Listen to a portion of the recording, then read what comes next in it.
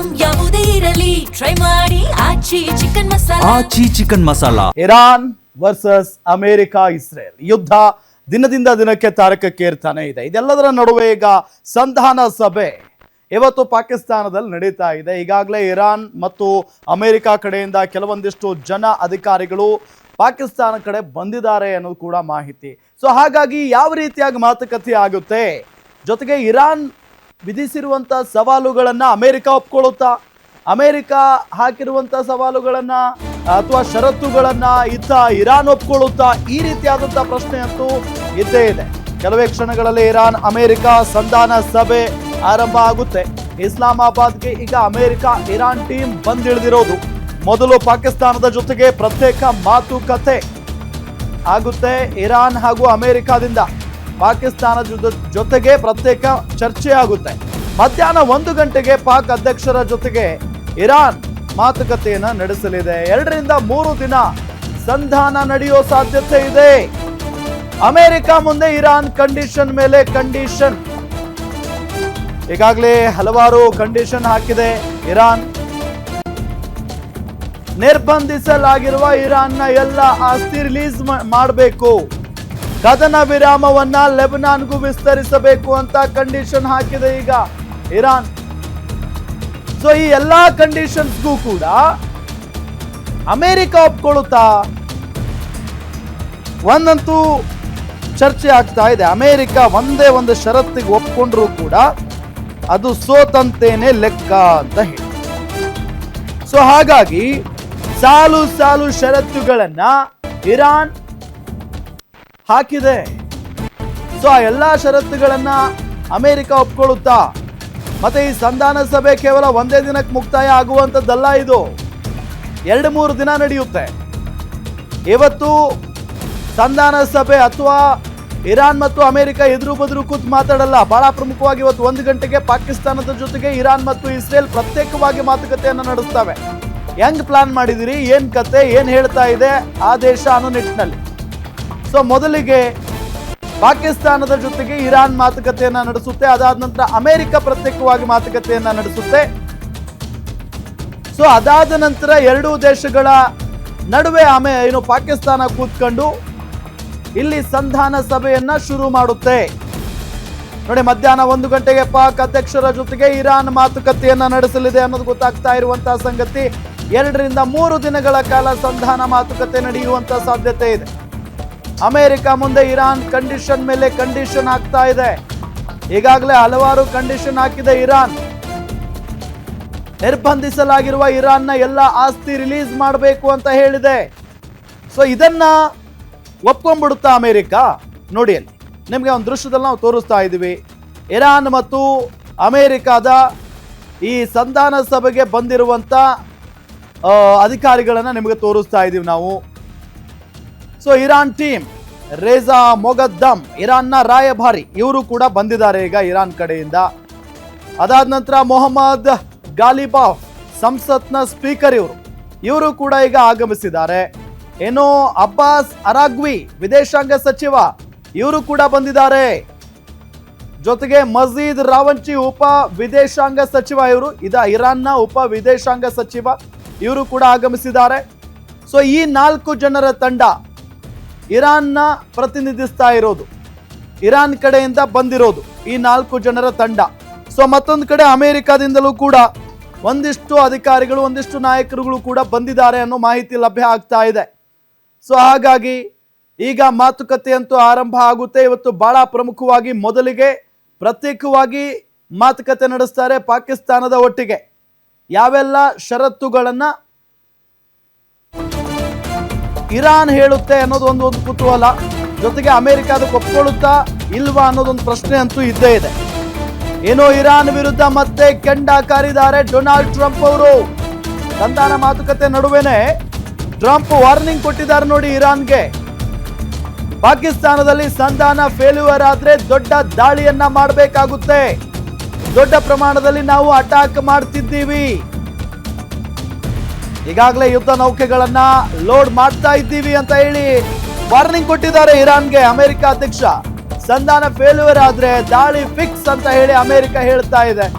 ಯುದ್ಧ ಸಂಧಾನ ಫೇಲ್ಯೂರ್ ಆದ್ರೆ ಮತ್ತೆ ಭಾರಿ ದಾಳಿಯನ್ನ ಮಾಡ್ತೇವೆ, ಇರಾನ್ ವಿರುದ್ಧ ಮತ್ತೆ ಕೆಂಡ ಕಾರಿದ್ದಾರೆ ಡೊನಾಲ್ಡ್ ಟ್ರಂಪ್.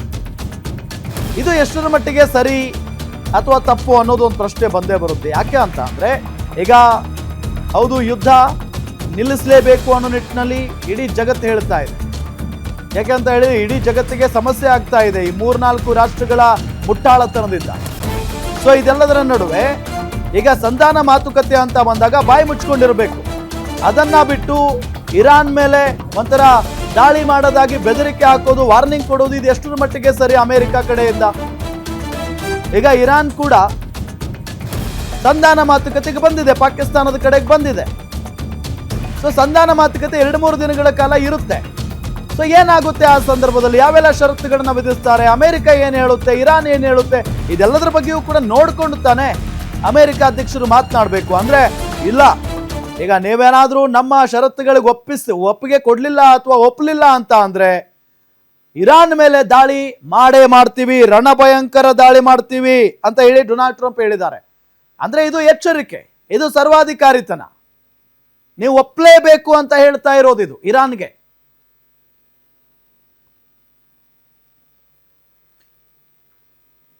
ಇದೇ ವಿಚಾರಕ್ಕೆ ಸಂಬಂಧಪಟ್ಟಂತೆ ಡೀಟೇಲ್ಸ್ ಕೊಡ್ತಾರೆ ನಮ್ಮ crime bureau head SK Manjunath. News ಡೆಸ್ಕ್ನ ನೇರ ಸಂಪರ್ಕದಲ್ಲಿ ಜಾಯ್ನ್ ಆಗಿದ್ದಾರೆ. ಮಂಜುನಾಥ್, ಈ ಇಂಟ್ರೆಸ್ಟಿಂಗ್ ಬೆಳವಣಿಗೆ ಏನಪ್ಪಾ ಅಂತ ಅಂದ್ರೆ ಈಗ ಸಂಧಾನ ಮಾತುಕತೆ ನಡೀತಾ ಇದೆ. ಈ ಸಂದರ್ಭದಲ್ಲಿ ಡೊನಾಲ್ಡ್ ಟ್ರಂಪ್ ಅವರು ನೇರವಾಗಿ ಎಚ್ಚರಿಕೆ ಕೊಟ್ಟಂಗಾಯ್ತು, ಅಕಸ್ಮಾತ್ ಆಗಿ ಒಪ್ಪಿರ್ಲಿಲ್ಲ ಅಂತ ಅಂದ್ರೆ ನಮ್ಮ ಷರತ್ತುಗಳಿಗೆ ಇರಾನ್ ಮೇಲೆ ದೊಡ್ಡ ಮಟ್ಟದ ನಾವು ಅಟ್ಯಾಕ್ ಮಾಡ್ತೀವಿ ಅಂತ ಹೇಳಿ. ಜೊತೆಗೆ ಯಾವ ರೀತಿಯಾದಂತಹ ಸಂಧಾನ ಮಾತುಕತೆ ನಡೆಯುತ್ತೆ, ಎಷ್ಟು ದಿನಗಳ ಕಾಲ ಈ ಮಾತುಕತೆ ಮುಂದುವರಿಬಹುದು ಅಂತ? ರಾಮ್, ಏನು ಇರಾನ್ ಮೇಲೆ ನಡೀತಕ್ಕಂಥ ಇಸ್ರೇಲ್ ಹಾಗೂ ಅಮೆರಿಕ ಜಂಟಿ ಯುದ್ಧ ಕಾರ್ಯಾಚರಣೆ ನಡೀತಾ ಇದೆ. ಅದಕ್ಕೆ ಸಂಬಂಧಪಟ್ಟಂತೆ ಈಗಾಗಲೇ 40 ದಿನಗಳಿಗೂ ದಾಟಿರ್ತಕ್ಕಂಥ ಅದರ ಮಧ್ಯೆ ಏನು ಒಂದು ಕದನ ವಿರಾಮವನ್ನು ಘೋಷಣೆ ಮಾಡಲಾಗಿದೆ 15 ದಿನಗಳ ಕಾಲ. ಅದರಲ್ಲಿ ಈಗಾಗಲೇ 3 ದಿನಗಳು ಕಳೆದಿದೆ. ಇದರ ಮಧ್ಯೆ ಏನು ಮಧ್ಯಸ್ಥಿಕೆಯನ್ನು ವಹಿಸೋದು, ಜೊತೆಗೆ ಶಾಂತಿ ಸಂಧಾನ ಸಭೆಯನ್ನು ನಡೆಸೋದಕ್ಕೆ ಒಂದು ಪಾಕಿಸ್ತಾನದ ಇಸ್ಲಾಮಾಬಾದ್ನಲ್ಲಿ ಒಂದು ಮೀಟಿಂಗನ್ನು ಆಯೋಜನೆ ಮಾಡಿರ್ತಕ್ಕಂಥದ್ದು. ಅದಕ್ಕೆ ಸಂಬಂಧಪಟ್ಟಂತೆ ಈಗಾಗಲೇ ಅಮೆರಿಕದಿಂದ ಟ್ರಂಪ್ ಟೀಮ್ ಬಂದಿದ್ದಾರೆ, ಜೊತೆಗೆ ಇರಾನ್ನಿಂದಲೂ ಸಹ ಒಂದು ಟೀಮ್ ಬಂದಿರತಕ್ಕಂಥದ್ದು. ಆದರೆ ಇಲ್ಲಿ ಇಸ್ರೇಲ್ನಿಂದ ಯಾವುದೇ ರೀತಿಯಾದಂಥ ಒಂದು ತಂಡ ಅಥವಾ ನಿಯೋಗ ಯಾವುದೂ ಸಹ ಇಸ್ಲಾಮಾಬಾದ್ಗೆ ಬಂದಿಲ್ಲ. ಈ ನಡುವೆ ಏನು ಅಮೆರಿಕದ ಅಧ್ಯಕ್ಷರಾಗಿರ್ತಕ್ಕಂಥ ಟ್ರಂಪ್ ಸಹ ಕೆಲವೊಂದು ಹೇಳಿಕೆಗಳನ್ನು ಸಹ ಕೊಟ್ಟಿದ್ದಾರೆ. ಏನು ಪಾಕಿಸ್ತಾನದ ಇಸ್ಲಾಮಾಬಾದ್ನಲ್ಲಿ ಏನು ನಡೀತಕ್ಕಂಥ ಒಂದು ಸಂಧಾನ ಸಭೆ ಇರುತ್ತೆ, ಆ ಸಭೆಗೆ ನಮ್ಮ ತಂಡ ಅಂದರೆ ಉಪಾಧ್ಯಕ್ಷರಾಗಿರ್ತಕ್ಕಂಥವ್ರು ಹೋಗಿದ್ದಾರೆ, ಜೊತೆಗೆ ಬೇಕಾದಂಥ ರಾಜತಾಂತ್ರಿಕ ಅಧಿಕಾರಿಗಳೆಲ್ಲರೂ ಸಹ ಹೋಗಿದ್ದಾರೆ. ಅಲ್ಲಿ ನಡೀತಕ್ಕಂಥ ಸಂಧಾನ ಸಭೆಯಲ್ಲಿ ಏನಾದರೂ ಇರಾನ್ ಒಪ್ಕೊಂಡಿಲ್ಲ ತಮ್ಮ ಕಂಡೀಷನ್ಗಳಿಗೆ ಅನ್ನೋದಾದರೆ ಮುಂದಿನ ದಿನಗಳಲ್ಲಿ ಭಾರಿ ದೊಡ್ಡ ಮಟ್ಟದ ದಾಳಿಯನ್ನು ಇರಾನ್ ಎದುರಿಸಬೇಕಾಗುತ್ತೆ ಅಂತಕ್ಕಂಥ ಹೇಳಿಕೆಗಳನ್ನು ಸಹ ಕೊಟ್ಟಿದ್ದಾರೆ. ಆದರೆ ನೀವು ಹೇಳಿದಾಗೆ ಒಂದು ಸಂಧಾನ ಸಭೆ ನಡೆಯೋದಕ್ಕೂ ಮುಂಚಿತವಾಗಿ ನೋಡುವ ಅಂತಕ್ಕಂಥ ಒಂದು ಮಾತುಗಳನ್ನು ಹೇಳಬೇಕಾಗಿತ್ತು. ಶಾಂತಿ ಸಭೆಗೆ ಕರೆದಿದ್ದೇವೆ, ಅಲ್ಲಿ ಏನೆಲ್ಲ ಆಗುತ್ತೆ, ಮುಂದೆ ಏನು ಮಾಡಬೇಕು ಅನ್ನೋದ್ರ ಬಗ್ಗೆ ಯೋಚನೆ ಮಾಡ್ತೀವಿ ಅಂತಕ್ಕಂಥ ಹೇಳಿಕೆಗಳನ್ನು ಕೊಟ್ಟಾಗ ಒಂದು ಅರ್ಥ ಬರುತ್ತೆ. ಆದರೆ ಆ ಸಂಧಾನ ಸಭೆ ನಡೆಯೋದಕ್ಕೂ ಮುಂಚಿತವಾಗಿಯೇ ಏನು ಅವರು ಒಪ್ಕೊಳ್ಳಿಲ್ಲ ಅನ್ನೋದಾದರೆ ಮುಂದಿನ ದಿನಗಳಲ್ಲಿ ದೊಡ್ಡ ಮಟ್ಟದ ದಾಳಿ ಆಗುತ್ತೆ, ಅದರ ಪ್ರತೀಕಾರ ಎದುರಿಸಬೇಕಾಗುತ್ತೆ ಅಂತಕ್ಕಂಥದ್ದು ಇಲ್ಲ ಒಂದು ಕಡೆ ವಾರ್ನಿಂಗ್ ಕೊಟ್ಟಂತ ಅರ್ಥ ಕಾಣಿಸ್ಕೊಳ್ಳುತ್ತೆ. ಅದೇ ರೀತಿಯಾಗಿ ಇಲ್ಲಿ ಟ್ರಂಪ್ ಸಹ ಮಾಡಿರ್ತಕ್ಕಂಥದ್ದು. ಈಗ ಏನು ಇವತ್ತು ಆರಂಭ ಆಗ್ತಕ್ಕಂಥ ಸಂಧಾನ ಸಭೆಗೆ ಇರಾನ್ ದೇಶದಿಂದ ಬಂದಿರತಕ್ಕಂಥ ರಾಜತಾಂತ್ರಿಕ ಇರ್ಬೋದು, ರಾಯಭಾರಿಗಳಿರ್ಬೋದು, ಜೊತೆಗೆ ವಿದೇಶಾಂಗ ಸಚಿವಾಲಯದಿಂದ ಬಂದಿರತಕ್ಕಂಥ ಅಧಿಕಾರಿಗಳು ಈಗಾಗಲೇ ಕೆಲವೊಂದು ಕಂಡೀಷನ್ಸ್ಗಳನ್ನು ಹಾಕಿದ್ದಾರೆ. ಯಾಕೆಂತಂದರೆ ಇಲ್ಲಿ ಯುದ್ಧ ಕಾಲದಲ್ಲಿರ್ಬೋದು ಅವರು ತಮ್ಮ ವಶಕ್ಕೆ ಪಡೆದುಕೊಂಡಿರ್ತಕ್ಕಂಥ ಎಲ್ಲ ಒಂದು ನಿರ್ಬಂಧ ಇರತಕ್ಕಂಥ ಆಸ್ತಿಗಳನ್ನು ರಿಲೀಸ್ ಮಾಡಬೇಕು ಅಂತಕ್ಕಂಥದ್ದು ಇರಾನ್ನ ಒಂದು ಕಂಡೀಷನ್ ಆಗಿದೆ. ಏನೆಲ್ಲ ಒಂದು ವ್ಯಾಪಾರಗಳಿರ್ತವೆ ಅಂತಹ ಕೆಲವೊಂದು ಇದರ ಮೇಲೆ ಆಸ್ತಿಗಳ ಮೇಲೆ ಅಮೆರಿಕ ಮತ್ತು ಏನು ಇಸ್ರೇಲ್ ಜಂಟಿ ಕಾರ್ಯಾಚರಣೆ ನಡೀತಕ್ಕಂಥ ಸಂದರ್ಭದಲ್ಲಿ ನಿರ್ಬಂಧಗಳನ್ನು ಹೇರಿದ್ದಾರೆ, ಅದನ್ನು ರಿಲೀಸ್ ಮಾಡಬೇಕು ಅಂತಕ್ಕಂಥ ಕಂಡೀಷನ್ಗಳನ್ನು ಹಾಕಿದ್ದಾರೆ. ಅದರ ಜೊತೆಗೆ ಕದನ ವಿರಾಮ ಏನು ಘೋಷಣೆ ಇದೆ ಅದು ಲೆಬನಾನ್ಗೂ ಸಹ ವಿಸ್ತಾರ ಮಾಡಬೇಕು ಅಂತಕ್ಕಂಥ ಮತ್ತೊಂದು ಕಂಡೀಷನ್ನು. ಇವೆಲ್ಲದರ ನಡುವೆ ಈಗ ಏನು ಮಧ್ಯಾಹ್ನ 1 ಗಂಟೆಗೆ ಸುಮಾರಿಗೆ ಇಸ್ಲಾಮಾಬಾದ್ನಲ್ಲಿ ಆರಂಭ ಆಗ್ತಕ್ಕಂಥ ಈ ಒಂದು ಸಂಧಾನ ಸಭೆ ಏನಿದೆ ಅದರ ಮಧ್ಯಸ್ಥಿಕೆಯನ್ನು ವಹಿಸಿರ್ತಕ್ಕಂಥದ್ದು ಪಾಕಿಸ್ತಾನ. ಈಗಾಗಲೇ 2 ರಾಷ್ಟ್ರಗಳು ರಾಷ್ಟ್ರಗಳು ಅಂದರೆ 3 ರಾಷ್ಟ್ರಗಳಿಂದ ಡಿಮ್ಯಾಂಡ್ಸ್ ಏನಿರುತ್ತೆ, ಜೊತೆಗೆ ಯುದ್ಧವನ್ನು ನಿಲ್ಲಿಸಬೇಕಾದಂಥ ಸಂದರ್ಭದಲ್ಲಿ ಏನೆಲ್ಲ ಕ್ರಮಗಳನ್ನು ಕೈಗೊಳ್ಳಬೇಕು, ಅವರ ಡಿಮ್ಯಾಂಡ್ಸನ್ನು ಏನು ಫಿಲ್ಫಿಲ್ ಮಾಡಬೇಕು, ಜೊತೆಗೆ ಬೇಡಿಕೆಗಳೇನಿದ್ದಾವೆ ಇವೆಲ್ಲವನ್ನು ಸಹ ಇಸ್ಲಾಮಾಬಾದ್ನಲ್ಲಿರ್ತಕ್ಕಂಥ ಕಾಂಗ್ರೆಸ್ ಏನು ಪಾಕಿಸ್ತಾನ ಏನಿದೆ ಅಧ್ಯಕ್ಷರಾದಂಥವರು ಎಲ್ಲ ಹೇಳಿಕೆಗಳನ್ನು ಪಡೆದುಕೊಂಡಿದ್ದಾರೆ.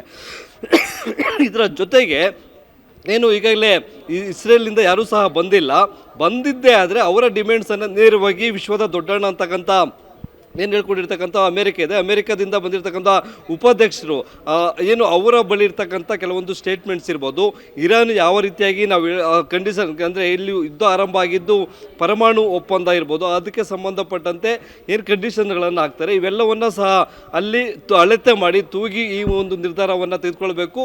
ಜೊತೆಗೆ ಏನು ಅಲ್ಲಿ 3 ರಾಷ್ಟ್ರಗಳ ಒಂದು ಸಂಧಾನ ಸಭೆ ಏನು ಕರೆದಿದ್ದಾರೆ ಅದಕ್ಕೆ ಸಂಬಂಧಪಟ್ಟಂತೆ ಯಾವ ರೀತಿಯಾದಂಥ ತೀರ್ಮಾನವನ್ನು ತೆಗೆದುಕೊಳ್ಬೇಕು ಅನ್ನೋದು ಅಲ್ಲಿ ಇವತ್ತು ತೀರ್ಮಾನ ಆಗುತ್ತೆ.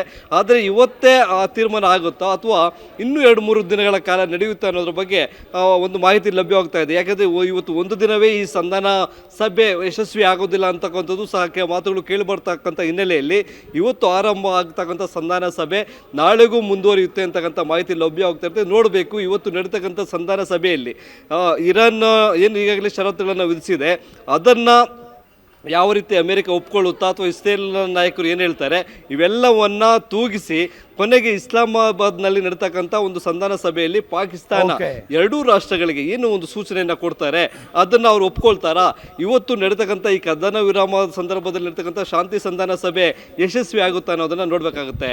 ರಾಮ್, ಥ್ಯಾಂಕ್ ಯು ಮಂಜುನಾಥ್ ತಮ್ಮೆಲ್ಲ ಮಾಹಿತಿಗಾಗಿ.